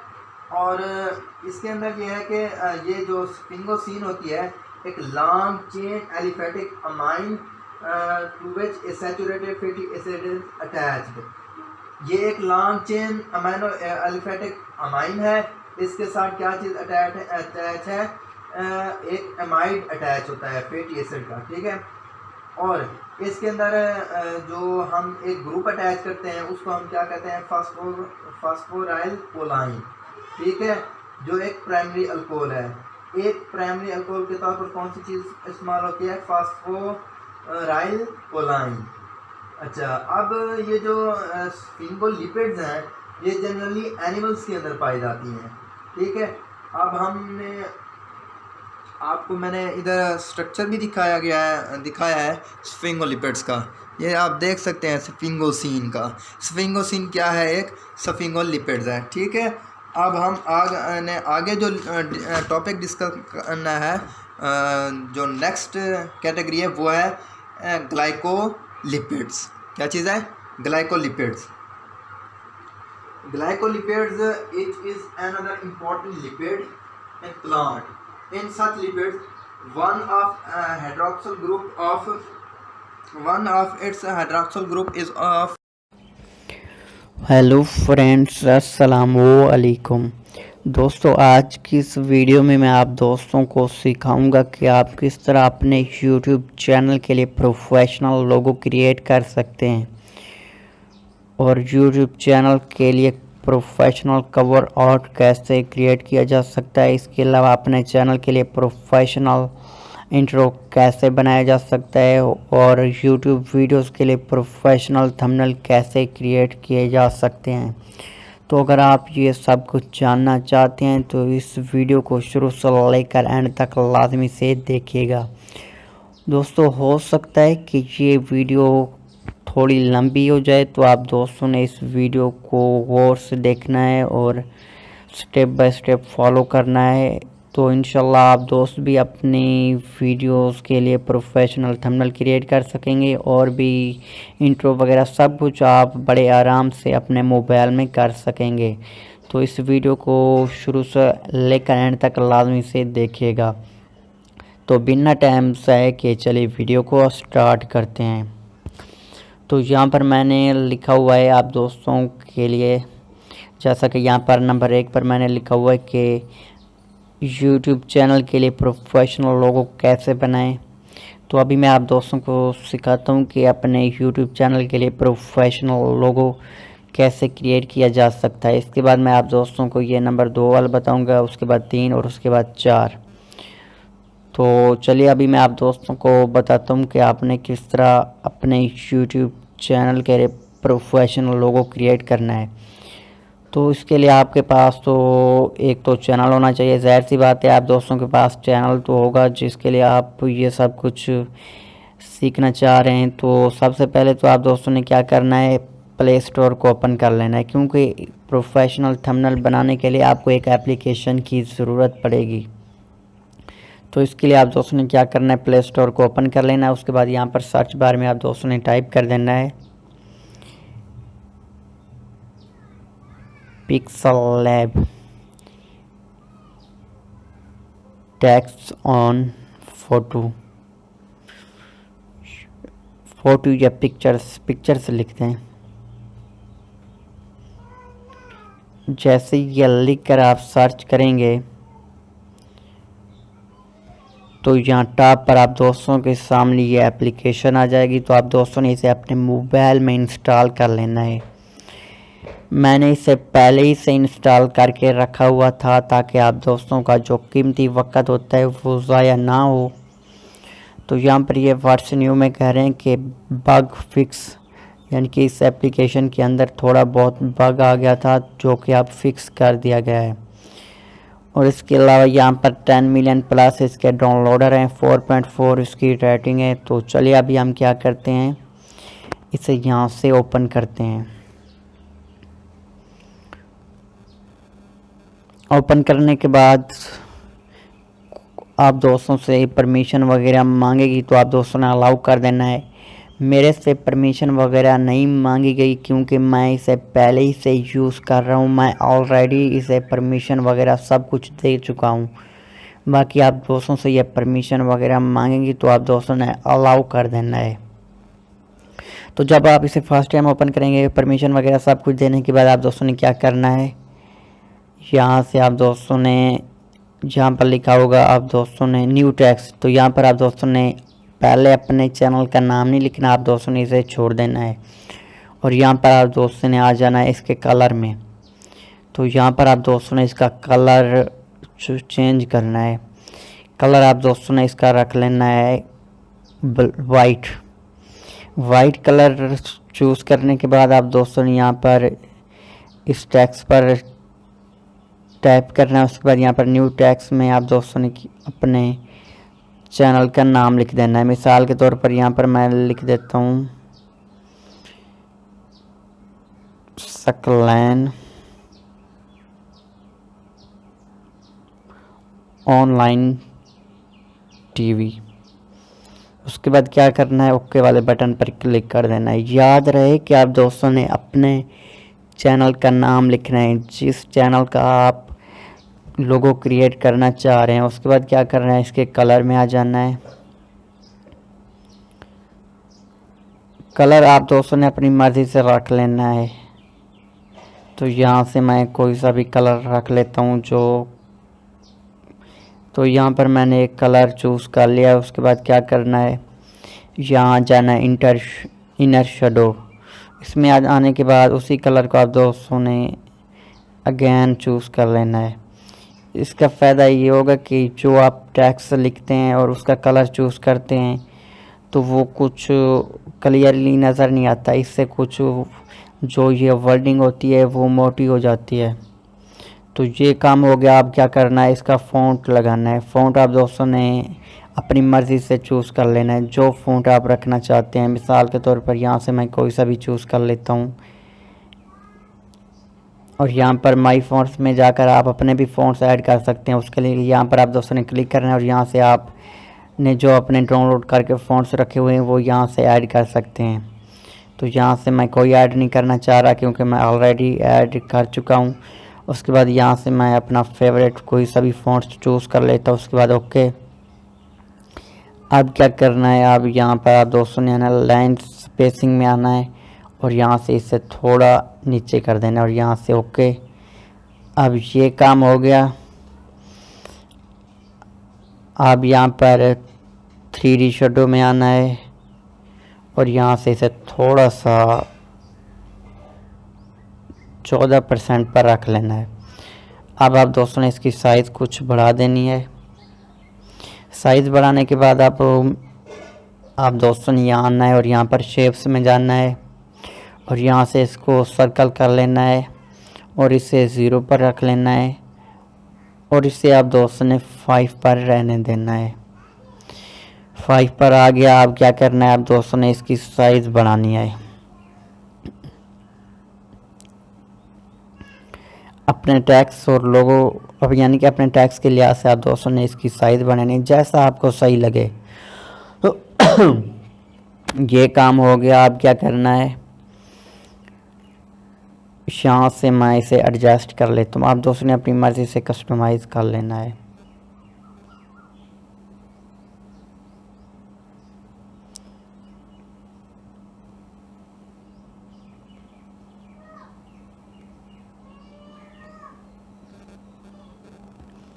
थोड़ा सा मैं जल्दी में बना रहा हूँ इसलिए हो सकता है कि अच्छा ना बना हो। बाकी आप दोस्त जितना इसे टाइम देंगे, वक्त देंगे, उतना ज़्यादा खूबसूरत बनेगा और प्रोफेशनल बनेगा।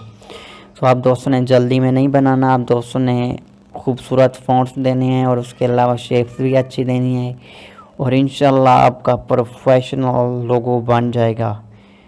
तो इसलिए आप दोस्तों ने जल्दी में अपना लोगो नहीं बनाना। तो बस ये काम हो गया। अब क्या करना है, और सिंपली आप दोस्तों ने ऊपर सेव वाले आइकन पर क्लिक करके यहाँ पर सेव एज इमेज पर ओके कर देना है। जैसे आप यहाँ पर सेव टू गैलरी पर क्लिक करेंगे तो ये आपका लोगो आपके मोबाइल फ़ोन की गैलरी में सेव हो जाएगा। उसके बाद आप अपनी मर्ज़ी से अपने चैनल में ऐड कर सकते हैं। तो यहाँ पर ये ऐड आ गया, इसे मैं स्किप कर देता हूँ।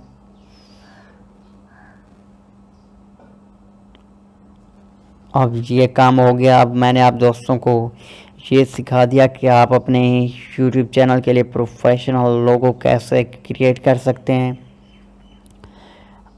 अब बात करते हैं नंबर 2 पर जो मैंने रखा हुआ है, वो ये है कि YouTube चैनल के लिए कवर आर्ट कैसे बनाएं।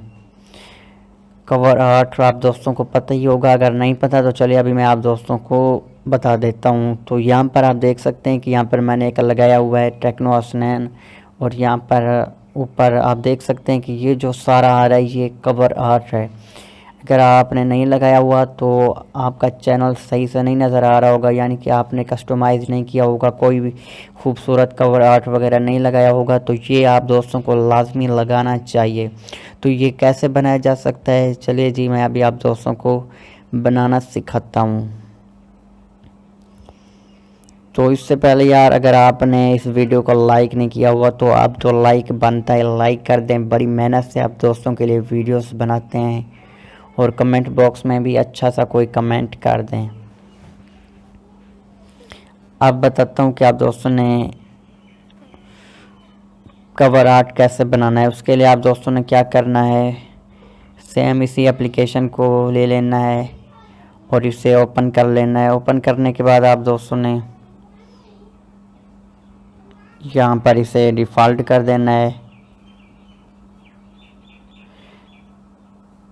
ये करने के बाद आप दोस्तों यहाँ पर ऊपर 3 डॉट्स में जाना है और यहाँ पर इमेज साइज़ में जाना है और यहाँ पर आप दोस्तों ने इसकी साइज़ लिखनी है। यहाँ पर आपने 82 को कट कर देना है और यहाँ पर आप दोस्तों ने 20:8 लिखना है और यहाँ पर आप दोस्तों ने 11:5 ये लिखना है। ये साइज़ यहाँ पर लगाने के बाद आप दोस्तों ने यहाँ पर ओके कर देना है। जैसे ही आप ओके पर क्लिक करेंगे तो कुछ इस तरह इसकी साइज़ आप दोस्तों के सामने आ जाएगी। तो उसके बाद आप दोस्तों ने क्या करना है, आप दोस्तों को एक कवर आर्ट मिलेगा, वो आपको लिंक डिस्क्रिप्शन में प्रोवाइड कर देंगे। तो आप दोस्तों ने डिस्क्रिप्शन से जाकर उसे डाउनलोड कर लेना है। वो कौन सा अभी आप दोस्तों को दिखाता हूँ।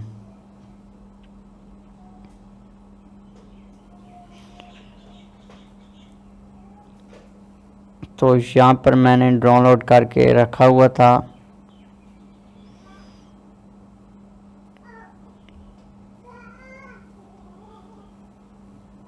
तो यहाँ से मैं ढूंढ लेता हूँ, ये रहा। तो अब ये जो देख रहे हैं आप दोस्तों ने सिर्फ इस जगह पर टैक्स लिखना है। बाकी ये जो पूरा आपको नज़र आ रहा है यहाँ पर आप दोस्तों ने कुछ भी नहीं लिखना। जो मोबाइल पर शो होता है वो सिर्फ इतना, यहाँ से लेकर यहाँ तक बस। ये जो बाकी होता है ये पीसी वगैरह पर शो होता है, बाकी मोबाइल पर सिर्फ यही आपका टैक्स शो होगा। तो अभी आपने क्या करना है, अपने चैनल का नाम लिखना है। तो यहाँ से चैनल का नाम लिख लेते हैं।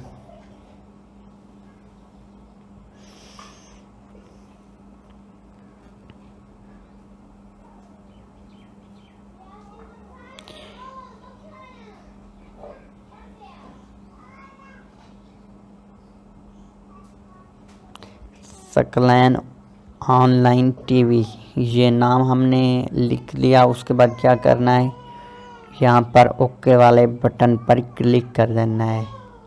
अब ये काम हो गया। अब आगे क्या करना है, आगे आप दोस्तों ने फ़ॉन्ट्स चूज़ करने हैं। यानी कि आप दोस्तों ने कोई खूबसूरत सा फ़ॉन्ट देना है।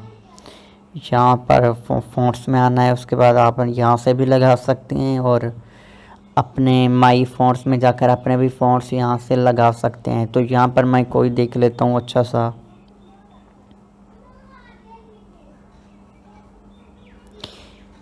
यहाँ पर मुझे कोई भी फ़ॉन्ट अच्छा नहीं लग रहा, इसलिए मैं क्या करता हूँ, यहाँ से माई फ़ॉन्ट्स में जाता हूँ। माई फ़ॉन्ट्स में जाने के बाद यहाँ पर मैंने अपने फ़ॉन्ट्स रखे हुए हैं। तो यहाँ पर मैं अपना कोई फेवरेट फ़ॉन्ट्स को चूज़ करता हूँ।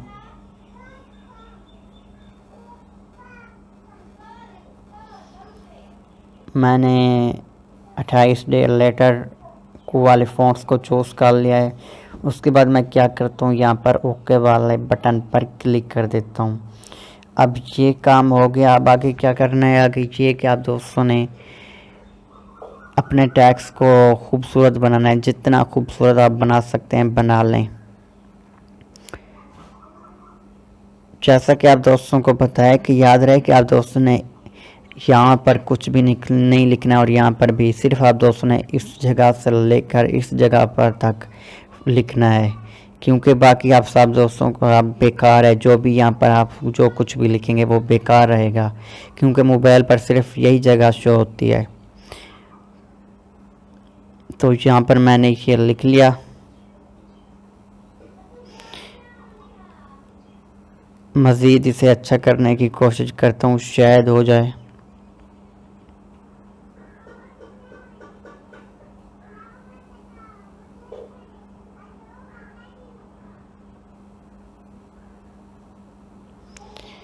तो यहाँ पर ये तो मैंने लगा लिया। अब मैं क्या करता हूँ, इसका कलर कोई देखता हूँ।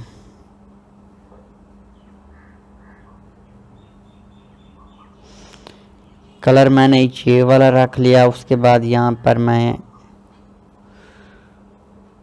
इनर शेडोज में जाता हूँ, इनर शेडो, और यहाँ से इसका सबको फुल कर देता हूँ। अब यहाँ पर शेडो में जाते हैं और यहाँ पर इसको ये रेड कर लेते हैं।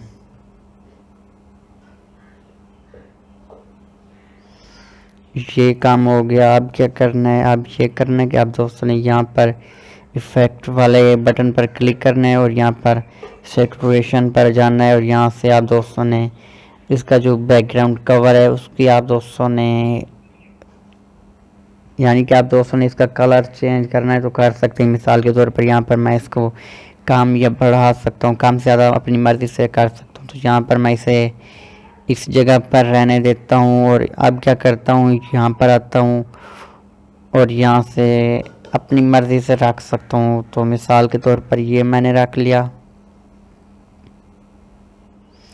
उसके बाद क्या करना है, कॉन्ट्रास्ट में आना है और यहाँ से आप दोस्त कर सकते हैं। मैं यहाँ पर ओके कर देता हूँ और यहाँ पर ब्राइटनेस कम या ज़्यादा कर सकते हैं। यहाँ से मैं यहाँ पर रहने देता हूँ और यहाँ पर विजनिटी में अगर आप आएंगे तो यहाँ से आप ज़्यादा या कम कर सकते हैं। तो यहाँ से मैं कुछ इसकी बढ़ा देता हूँ। अब आप देख सकते हैं कि ये एक प्रोफेशनल यूट्यूब चैनल का कवर आर्ट बन चुका है। तो इसके लिए अगर आप सेव करना चाह रहे हैं तो इस पर आप दोस्तों ने सेव एज इमेज पर ओके कर देना है। तो अगर आप इसमें मज़ीद इफ़ेक्ट डालना चाहते हैं तो वो भी आप कर सकते हैं। तो उसके लिए आपने क्या करना है, यहाँ पर इमेज सर्च मेन में आना है। ये एप्लीकेशन आपको प्ले स्टोर से मिल जाएगी। तो इसमें आप कोई भी इमेज वगैरह डाउनलोड कर सकते हैं। तो यहाँ पर आना है और यहाँ पर आपने सर्च में लिख देना है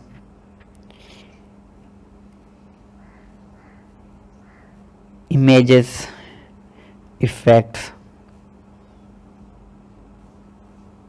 PNG।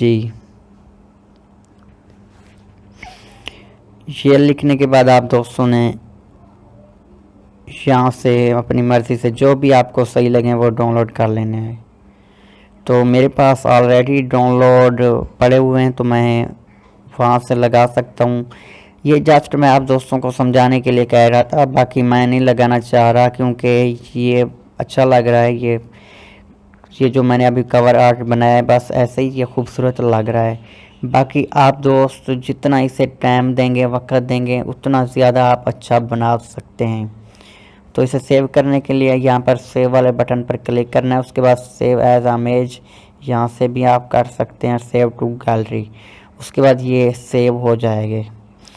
तो इसी तरह आप अपने यूट्यूब चैनल के लिए प्रोफेशनल कवर आर्ट बना सकते हैं। अब ये तो आप दोस्तों को पता ही होगा कि यूट्यूब चैनल पर कैसे लगाते हैं। अगर नहीं पता तो वो भी आप दोस्तों को बता देता हूँ। उसके लिए आप दोस्तों ने कोई सा भी ब्राउज़र ओपन कर लेना है। कोई सा भी ब्राउज़र ओपन करने के बाद आप दोस्तों ने यहाँ पर लिख देना है m.youtube।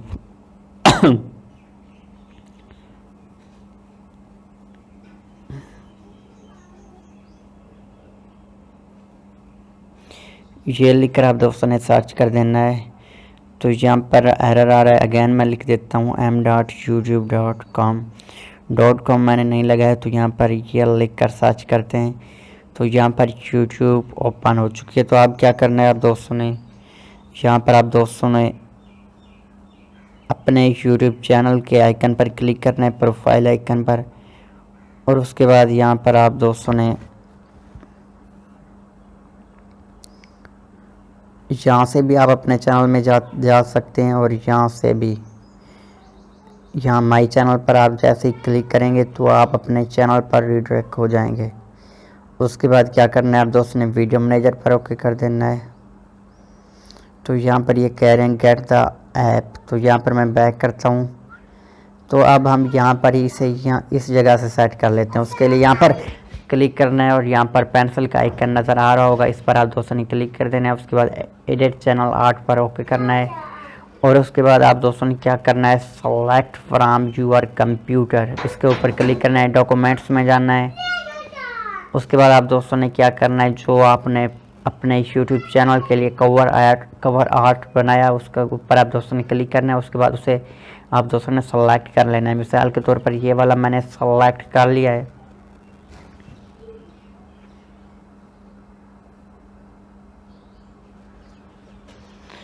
अब ये सेलेक्ट हो चुका है। तो यहाँ पर ये कह रहे हैं कि आपका डेस्कटॉप पर इस तरह का नज़र आएगा और यहाँ पर टीवी पर इस तरह का और मोबाइल पर इस तरह का नज़र आएगा। तो यहाँ पर जैसा कि मैंने आप दोस्तों को बताया कि आपने मोबाइल साइज़ का बनाना है तो इस जगह आपने टेक्स्ट लिखना है। तो यहाँ पर देखा कि सिर्फ यही जगह पर ये शो हो रहा है, बाकी ये जो टीवी और डेस्कटॉप पर नज़र आ रहे हैं ये मोबाइल पर नज़र नहीं आ रहे। तो इसके बाद क्या करना है, यहाँ पर सिंपली से सेलेक्ट वाला आइकन पर क्लिक करना है। अभी मैं आप दोस्तों को दिखा देता हूँ। तो यहाँ पर आप देख सकते हैं कि काफ़ी खूबसूरत लग रहा है। अब मैं मोबाइल में जाकर आप दोस्तों को दिखाता हूँ। वो डेस्कटॉप साइट पर था इसलिए सारा नज़र आ रहा था। तो अभी मैं आप दोस्तों को यहाँ से दिखाता हूँ। तो यहाँ से आप देख सकते हैं कि ये आप दोस्तों के सामने ही है, बहुत ही खूबसूरत लग रहा है। मैंने आप दोस्तों के सामने ही ये लगाया और बनाया भी आप दोस्तों के सामने ही है। तो इसी तरह आप भी अपने YouTube चैनल के लिए प्रोफेशनल कवर आर्ट बना सकते हैं। तो अगर आपको के पास कोई मसला आता है, आपको नहीं बनाना आता या आप उसकी साइज़ कम ज़्यादा कर बैठते हैं, ज़्यादा दोस्त क्या करते हैं कि जो भी कवर आर्ट बना रहे होते हैं तो उसकी जो साइज़ होती है वो ऊपर नीचे कर देते हैं। फिर वो यूट्यूब यानी कि जब यूट्यूब को ओपन करते हैं, अपना चैनल ओपन करते हैं क्रोम ब्राउज़र से, तो वहाँ पर वो जैसे ही वो अपना कवर आर्ट लगाने की कोशिश करते हैं तो वो आगे से नहीं लेते। वो कहते हैं कि आपकी साइज़ कम है या ज़्यादा है, वो जो वहाँ पर ही क्लियर बता देते हैं। लेकिन लोग नहीं समझते, कहते हैं कि यार हमारे पास ये मसला आ रहा है, वो आ रहा है। बस लोग गलती कर बैठते हैं। उनकी गलती यही होती है कि वो वीडियो को पूरा नहीं देखते। जो भाई वीडियो को पूरा देखते हैं उन्हें समझ में आ जाता है और वो बड़ी आसानी से अपने यूट्यूब चैनल के लिए प्रोफेशनल कवर आर्ट बनाकर लगा सकते हैं। तो आप में से अगर किसी भाई ने वीडियो को पूरा नहीं देखा होगा तो उसे बनाना नहीं आएगा, तो इसलिए आप दोस्तों ने इस वीडियो को गौर से आगे भी देखना है, जो मैं आप दोस्तों को आगे बनाने को सिखा रहा हूँ। अब आगे मैं आप दोस्तों को क्या सिखाने वाला हूँ वो ये है कि अपने चैनल के लिए प्रोफेशनल इंट्रो कैसे बनाएं। दोस्तों इंट्रो का तो आपको पता ही होगा कि इंट्रो क्या होता है। बाकी अगर आप भी अपने YouTube चैनल के लिए प्रोफेशनल इंट्रो बनाना चाहते हैं तो अभी मैं आप दोस्तों को बता देता हूं कि किस तरह आप दोस्तों ने अपने ही मोबाइल में प्रोफेशनल इंट्रो क्रिएट करने हैं।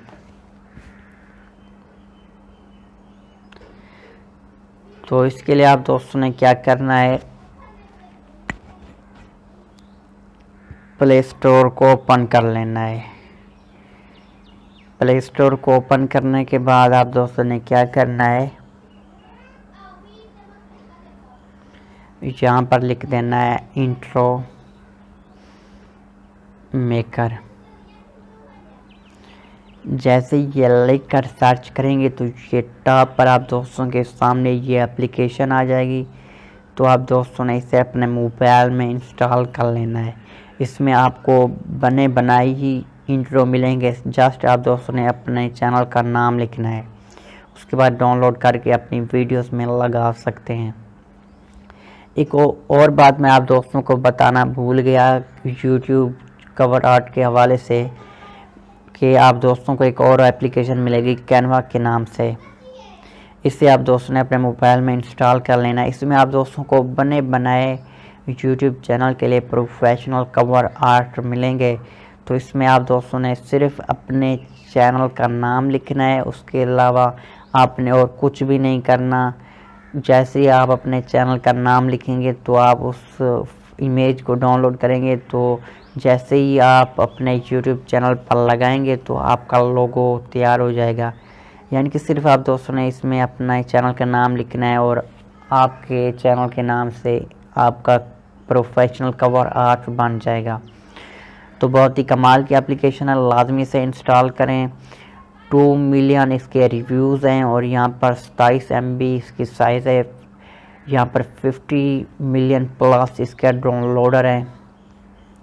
और अगर रिव्यूज़ की बात करें तो यहाँ पर ये कह रहे हैं the app is extremely convenient for quick edits if I am away from my PC, but the layout could be more intuitive and easy to use for instant।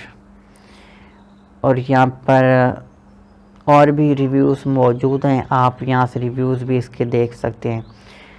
तो जल्दी से जाएं, इस एप्लीकेशन को इंस्टॉल करें, कोई भी मेहनत ना करें। जैसा कि मैंने पिछली वीडियो में यानी कि पीछे जो मैंने आप दोस्तों को बताया कि आप किस तरह यूट्यूब चैनल के लिए प्रोफेशनल कवर आर्ट बनवा सकते हैं।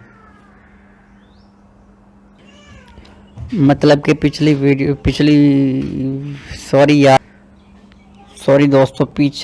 आ रही है, मतलब कि पीछे मैं आप दोस्तों को बता चुका हूँ।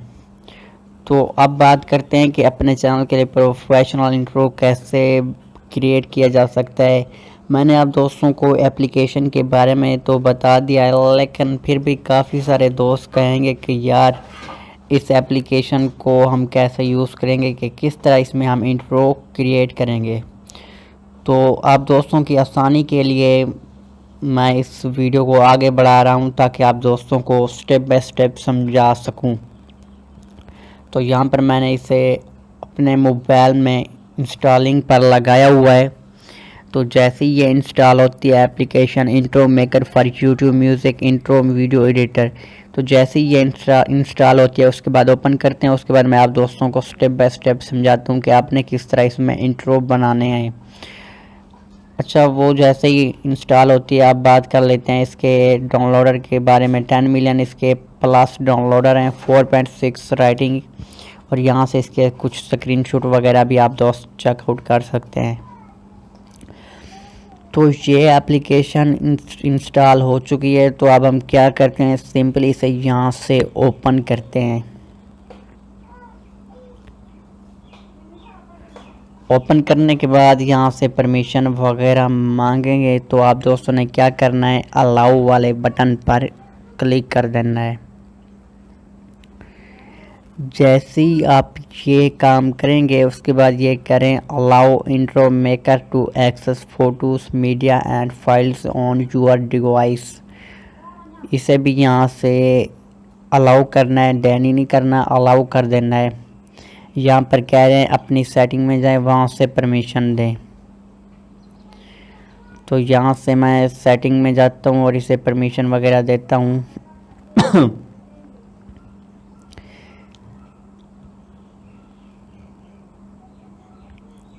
ये एप्लीकेशन जो मैंने अपने मोबाइल में इंस्टॉल की हुई है, तो यहाँ से इसे मैंने देनी है परमिशन।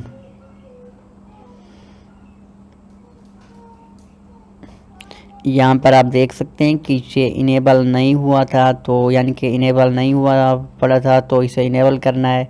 तो उसके बाद ये एप्लीकेशन काम करेगी। अगर आपको भी यही मसला आता है, आप अलाउ वाले बटन पर क्लिक करते हैं, उसके बाद आपको रीडायरेक्ट करता है सेटिंग के साथ, उसके बाद आपको ये इंट्रो मेकर एप्लीकेशन नज़र नहीं आती, तो उसके बाद आपने अपने मोबाइल की सेटिंग में जाना है, एप्लीकेशन मैनेजर में आना है। उसके बाद यहाँ से आप दोस्तों ने परमिशन मॉनिटर पर क्लिक करना है। उसके बाद यहाँ पर आप दोस्तों को देखने को मिलेगा स्टोरेज, ये ऑफ होगा। तो आप दोस्तों ने क्या करना है, इसे इनेबल कर लेना है। तो यहाँ से भी कह रहे हैं कि सेटिंग में जाएं। अब यहाँ पर DU रिकॉर्डर यहाँ पर मैं इस्तेमाल कर रहा हूँ मोबाइल की स्क्रीन रिकॉर्डिंग के लिए। तो यहाँ पर आप दोस्तों के सामने ये कर रहा हूँ, पता नहीं क्या वजह। ये कह रहे हैं screen overlay detected to change this permission setting you first have to turn off the screen over from setting apps. तो यहाँ से कह रहे हैं कि इसे ऑफ़ करें। तो ये मैंने ऑफ़ कर दी। आप देखते हैं कि हमें क्या रिस्पांस मिलता है। तो अब यहाँ से ये इनेबल हो गई है। तो अब आप दोस्तों के सामने ये एप्लीकेशन ओपन हो चुकी है।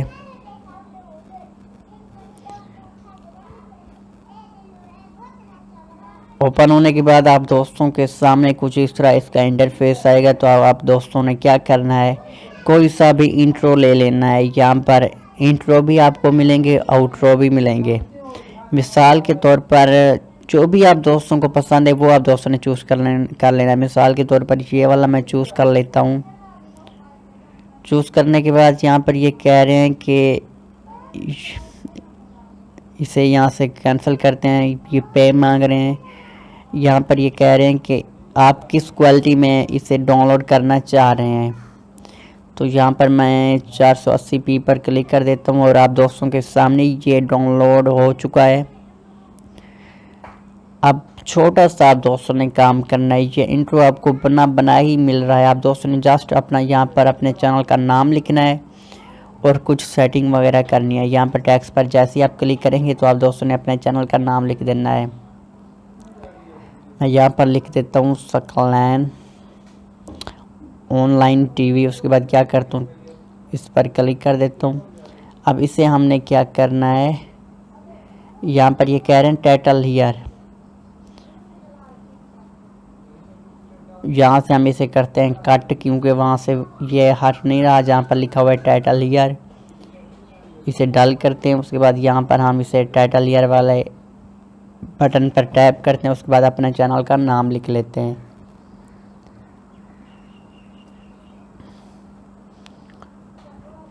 ये हमने नाम रख लिया। उसके बाद आप दोस्तों के सामने ही ये एक खूबसूरत सा स्टाइलिश टैक्स बन कर आ चुका है। अब हम इस मर्ज़ी से इसे जहाँ भी रख सकते हैं। तो ये कह रहे हैं कि ये जो फ़ॉन्ट्स हैं वो आप चेंज भी कर सकते हैं। यहाँ पर काफ़ी ज़्यादा देखने को मिल रहे हैं जहाँ से आप मर्ज़ी के फ़ॉन्ट्स लगा सकते हैं। मिसाल के तौर पर ये वाला मुझे पसंद आ रहा है, इसे मैं रख लेता हूँ। उसके बाद क्या करना है, डिज़ाइन में अगर आए तो यहाँ से आप डिज़ाइन भी चूज़ कर सकते हैं। एनिमेशन में आते हैं तो यहाँ पर आपको डिफरेंट्स एनिमेशन मिलेंगे, जैसा कि यहाँ पर देखें काफ़ी कमाल लगता है यार। यहाँ पर कुछ पैड भी हैं जिन्हें आपको पैसे देकर बाय करना पड़ेगा, उसके बाद फिर काम करेंगे। लेकिन इसमें बाय करने की आपको ज़रूरत भी नहीं है क्योंकि काफ़ी अच्छे यहाँ पर आप दोस्तों को मिलेंगे।